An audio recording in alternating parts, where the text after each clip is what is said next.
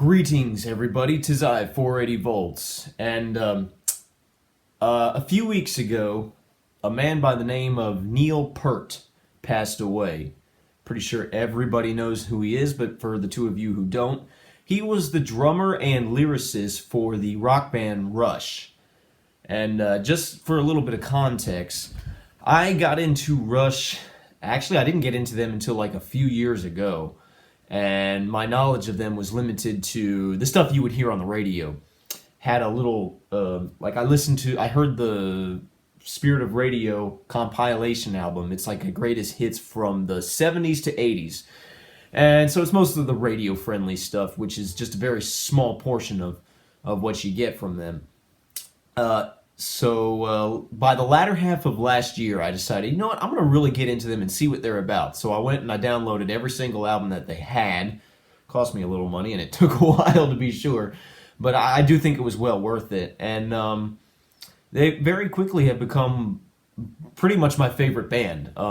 Just absolutely mesmerized by the talent and musicianship that was displayed by those guys. When I first heard their music on the radio, I simply assumed it was like a 4 or 5 piece band. Maybe a 6 piece. I pictured like 2 guys on guitar, 1 guy on bass, 1 guy on drums, 1 guy on keyboards, and one of those guys, if not one more, doing lyrics or doing vocals. And come to find out, no, it was a 3-piece band, and I was like, what? How? And it's just. The amount of talent that they displayed, the amount of passion they had in their music, the effort they put into it is truly amazing. And Neil Peart himself, I would consider to be arguably one of the greatest drummers of rock and roll, if not the greatest drummer. I mean, he's got to be up there. And honestly, as far as lyrics, he's one of the greatest lyricists of all of rock and roll, I would say. Or if you could say rock and roll, because his lyrical style doesn't fit the traditional rock and roll style. I mean, for those of you who never have listened to Rush, well, let's see. 1 minute you're in a fantasy world populated by elves and you're slaying dragons, and then next minute you're on spaceships flying through outer space, and then the next minute you're discussing the philosophical meaning of life. So I mean that was the range of lyricism that you were dealing with when it came to Rush. And just as a drummer, Neil's technique was it was amazing. It was very slippery, if that makes sense, and very precise. It was very, it wasn't just hit the drums as fast as you can. I mean, he just had a way about him. He was very meticulous. He was very precise. It was just amazing, just simply amazing. And all 3 of those guys are incredibly talented. But we're talking about Neil because he I think it was not last Tuesday, but the previous Tuesday. I can't remember the date. He passed away after a 3.5-year-long battle of brain cancer. I believe he was 67 when he passed away. So, and apparently this brain cancer, he'd been battling it for a while, and they never told anybody. They kept it secret, probably, to see if he would ever get better, and of course he didn't. So, and I wanted to make a video about it, and I know I'm kind of late, and I was trying to decide what kind of video did I want to make. The most obvious thing was to do some sort of music cover, which I've already done 2 covers of Rush songs. I've done one for Closer to the Heart and one for Subdivisions, and I thought about doing another one because of this, but I don't know. It's just hard to pick one. I wouldn't know which one to pick because there's so many wonderful songs.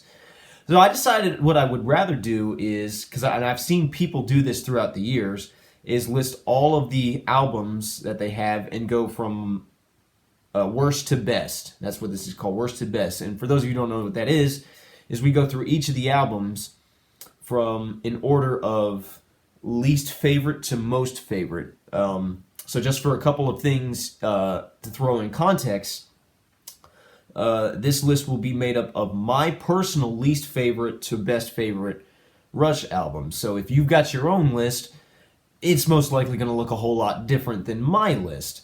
And I try to keep it kind of brief because I'm not going to be doing the compilation albums, and I'm not going to be doing the live albums. We're just going to be doing the main studio albums. We've still got like 19 albums to go through from a period of 1974 to 2012, I think. 19 albums to go through. I'll try to make it somewhat brief. And the other thing I will just throw in, for those of you who don't know, in the 1980s, Rush went through a phase where they were really playing with keyboards, right?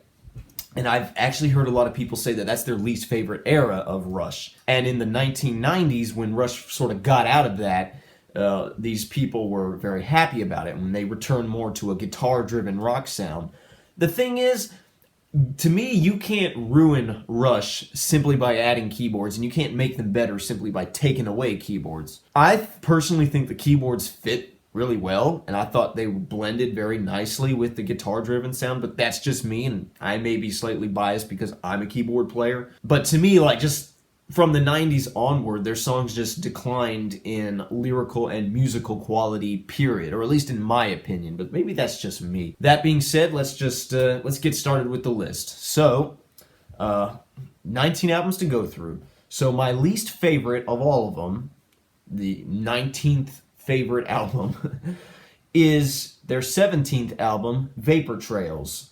Now, just to be clear, I do not have the original album.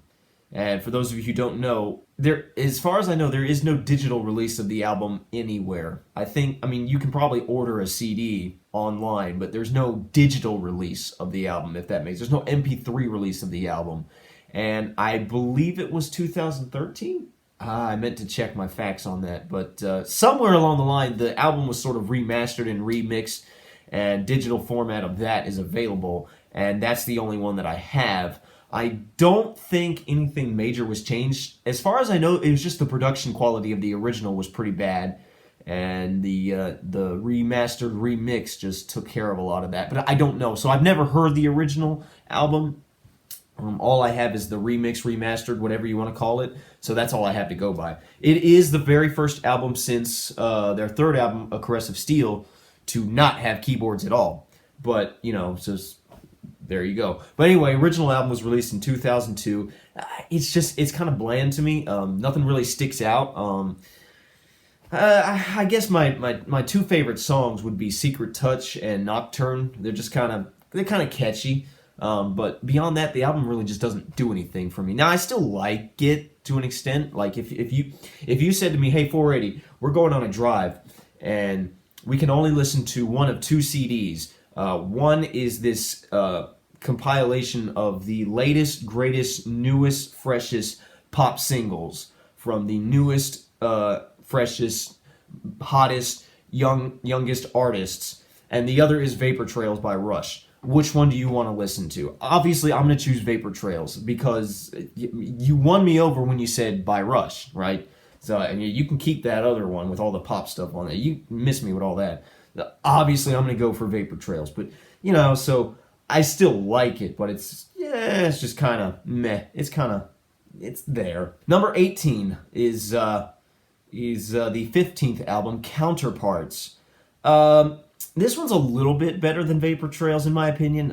It has the song "Leave That Thing Alone," which is a completely instrumental piece, and that's something they would do every now and then, is just do complete instrumental pieces, and I always like those. But which kind of is sounds like I'm taking a stab at Geddy Lee, the vocalist, because it's like, oh, my favorite songs by Rush are the ones where he doesn't sing. No, that's not true, but I do, you know, I'm a musician. And I love hearing instrumental stuff sometimes, especially since they admitted that doing any kind of instrumental piece forced them to work harder to try to express their message without lyrics, you know? When you use lyrics, you can sing what it is you're trying to say. When you have no lyrics, it's a little bit harder, so you kind of gotta let the music tell your story, and I always thought that they did a good job with that. But yeah, but as far as instrumentals, Leave That Thing Alone is probably, I mean, it's an okay instrumental piece, but I still like it just because it's instrumental. And, you know, it's got some other good songs there, too. I also like the song The Speed of Love. But, you know, other than that, the album's just kind of meh. This album, Counterparts, is really, it was released in 1993. it was really where they laid back on the keyboards. They had been easing up on them until then, and when this album came out, they really stepped back. They're still there, but they're not.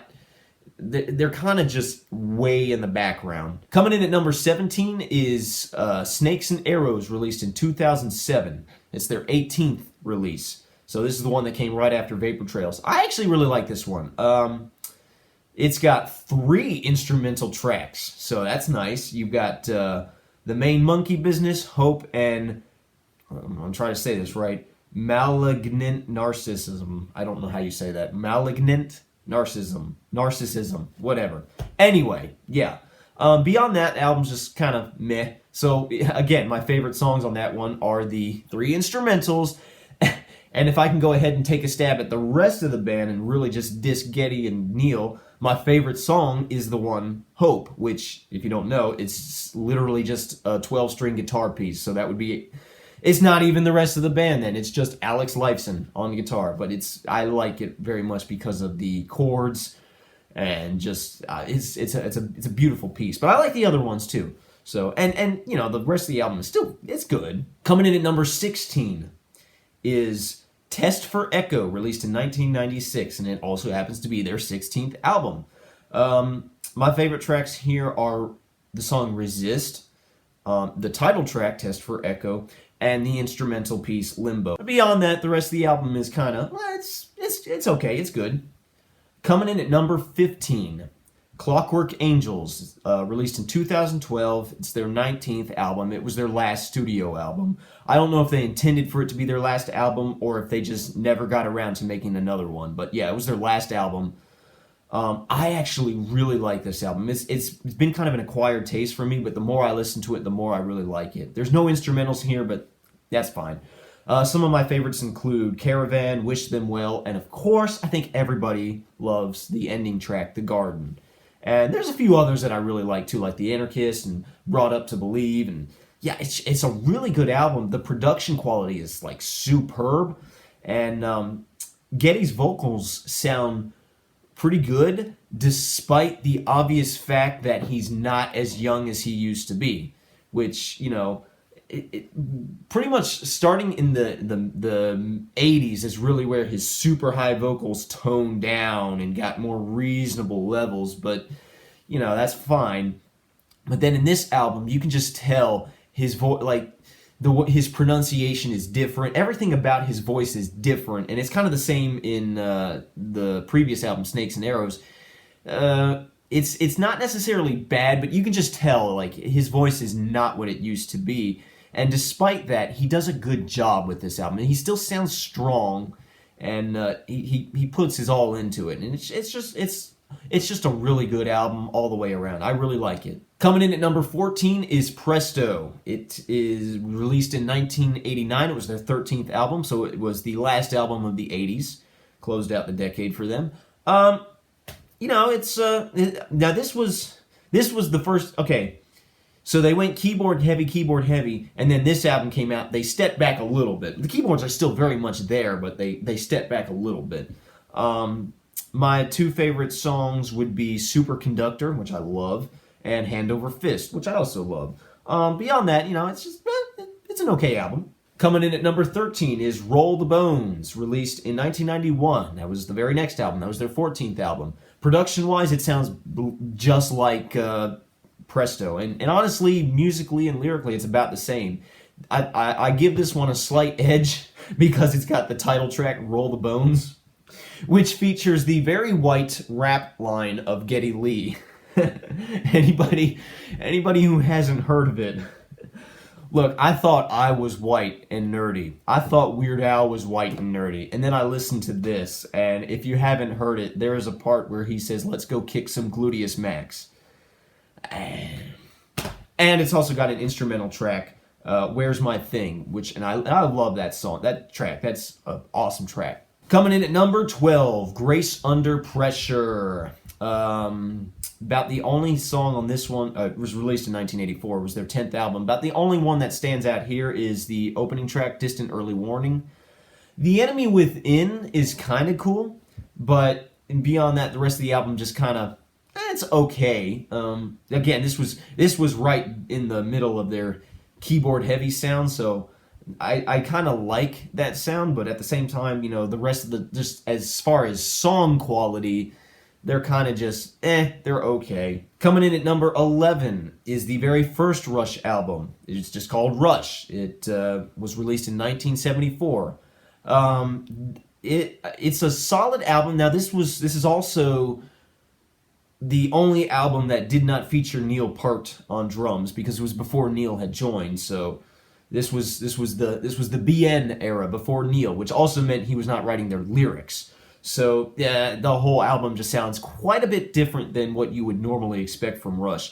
If you know anything about Rush, you would know that they were very much inspired and influenced by Led Zeppelin, among other artists, and that really shows in this album a lot, especially the opening track. It sounds like a blatant ripoff of any classic Zeppelin song, but that's not really a bad thing.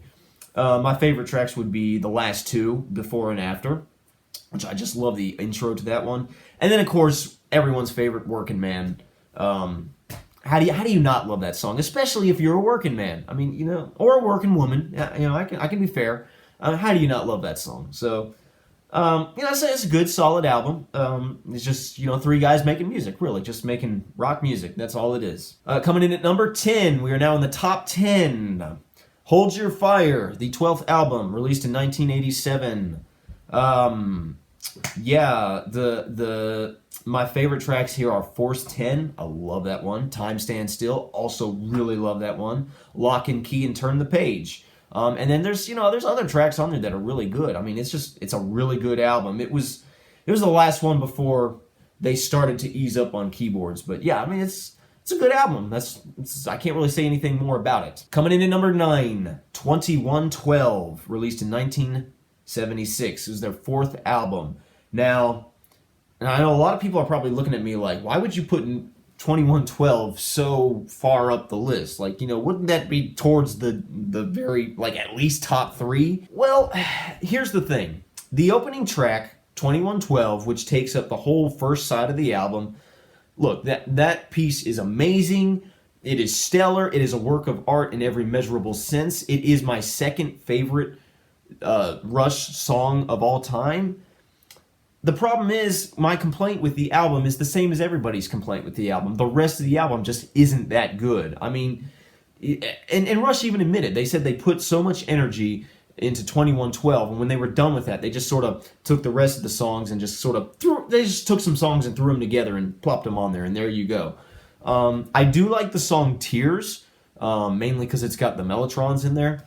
But yeah, I mean, apart from that, it's like the 2112 carries the album for me, and I don't want to say I love this album because it's not really the album I like, it's the opening track that I like so much.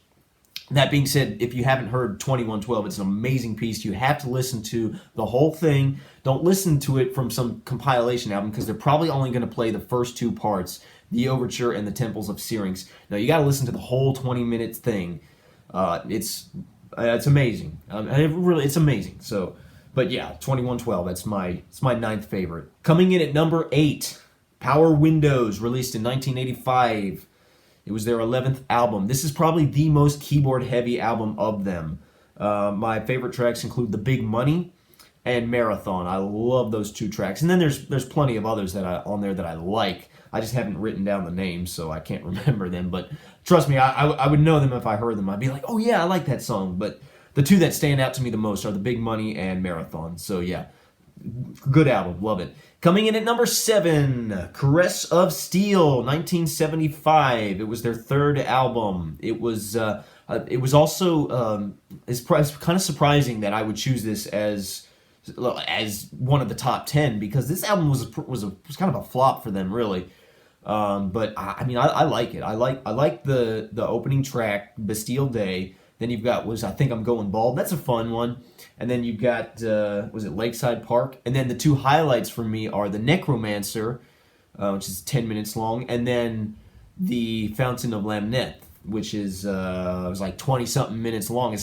It's seconds shorter than 2112, making 2112 their longest running track. But this one comes in pretty close. It's another epic mini tale.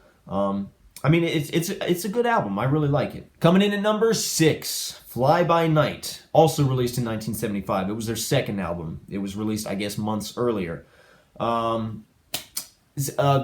of those albums, you can still hear the Led Zeppelin influence in them. And even though, like Fly By Night, for example, it's the first one to feature Neil Peart as drummer because it was their second album. But it doesn't, I don't think he wrote lyrics for every single song. I mean, I know there are some he definitely did write lyrics for, but I don't think he wrote lyrics for every single song. I know he didn't write lyrics for the opening track, the anthem, but yeah. There you go. My favorites are, of course, the opening track, the anthem. I love that one. By Tor and the Snow Dog. I love that one too. That was their first sort of, I don't know if you could call it epic mini tale, but there you go. And it's kind of interesting because it's basically a rivalry between two fictional characters they made up, Tor, Prince Tor, I should say, and the Snow Dog, right? And Tor's the bad guy and the Snow Dog's sort of the good guy. Well, then in Progressive Steel with the song Necromancer, Prince Tor returns and he saves the day, so that's kind of interesting. And then, of course, I love the song Fly By Night. That's a radio classic. And then Rivendell, I love that one. It's obviously, we're obviously basing that one off of Lord of the Rings, but obviously. And then the ending track In the End. So, I mean, yeah, it's a really good album. I really like it. All right, coming in at number 5, we're starting the top 5. And a little disclaimer, these last 5 albums were really tricky for me to sort out the order, but I think I've got it to where I'm satisfied. Number 5, Permanent Waves, released in 1980, their 7th album. Yeah, I mean, we're closing out the 70s, and we're opening up the 80s era. Production-wise, it sounds basically the same as what you expected from the ending 70s albums. So they didn't, like when the 80s came, they didn't just jump full force into keyboards. They gradually got more and more into it. And the keyboards kind of started in the 70s, but so it wasn't like a huge radical shift. My favorite songs here are The Spirit of Radio. Boy, I love that song. That's such a wonderful Rush song. Free Will, and Jacob's Ladder. It's a wonderful album. I really like it. Coming in at number 4, Signals, released in 1982, is their 9th album. This was the first one to be considered as part of the keyboard era, but like I said, they had been gradually shifting towards it. Favorite songs include Subdivisions, New World Man, and Losing It. I love Losing It. But there's also other wonderful songs to give mention to, like The Analog Kid, Chemistry, Countdown. I mean, it's all in all, it's a wonderful album all the way around. I would consider this to be the first album where Geddy's vocals really are just toned down. I mean, they've been toning down pretty much when the 80s started, but here, I cannot think of any songs on this album where his vocals were really high. Whereas, like obviously in Permanent Waves, I can think of Free Will because his vocals were super high at one point. And even in the, Moving Pictures album, there's a couple points where his voice is still kind of high. But in this one, I can't really think of any one song where his vocals got super high. But yeah, it's a wonderful album. Coming in at number 3, the top 3. These last 3, so hard for me to decide which one I like better. But we're going to go with Moving Pictures, 1981. It was their 8th album. A lot of people will probably consider this to be their favorite. It's got the song Tom Sawyer, which is probably everybody's favorite Rush song at this point. I think that's probably their most popular. And I love that. I hate jumping on bandwagons, but I have to admit I love Tom Sawyer so much. You've also got Red Barchetta. I love that one. You got Limelight. It's another beloved classic. And then Witch Hunt is a personal favorite of mine. And then beyond that, you've got other stuff too. Like you've got another instrumental track, YYZ. That one, as an instrumental track, it's okay. But I love the history of the origins of the song. They were at an airport. I guess the airport was called YYZ or something like that. And they heard like the Morse code being transmitted over the speakers, and it was it was Morse code for those letters, YYZ. So I don't know much about Morse code. I don't have it memorized like my dad probably does. But like, so Y is da da da da. Yeah, that's Y, and then Z would be da da da da. So YYZ is da da da da da da da da da, or something like that. I know I just butchered it up, but anyway, they use that as the rhythm for the opening song. You know, if you know how that song starts out, it starts out with that rhythm. So you know, it's just kind of cool. It's one of those things. It's like you listen to that and you're like, who does that? Who makes a song out of Morse code? Only freaking Rush. And then of course I also like the song "The Camera Eye," which is their last 10-minute piece, or I should say their last piece longer than 7 or so minutes. Really, about the only song on there that I don't much care for is Vital Songs. And it's not that it's a bad song. It's just in comparison to everything else, you know. But yeah, I mean, it's a wonderful album all the way around. Production quality is really good. The bass really sounds, the bass guitar, like it really sounds nice and thick, especially in the song Limelight. So yeah, I mean, it's a wonderful album all the way around. Number 2, getting into the nitty gritty. Hemispheres, released in 1978, their 6th album. The album opens with Cygnus X1 Book 2 Hemispheres, which is a direct continuation of the closing track of the previous album, which was Cygnus X1 Book 1 The Voyage, which we'll talk about in a minute. This one runs at 18 minutes.